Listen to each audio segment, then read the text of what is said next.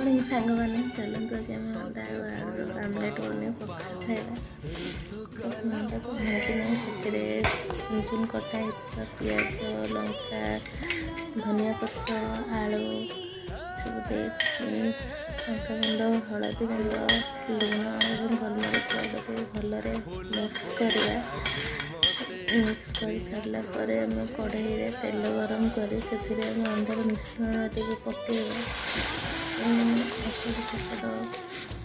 नौटे भलरे भाजी ना कभर कर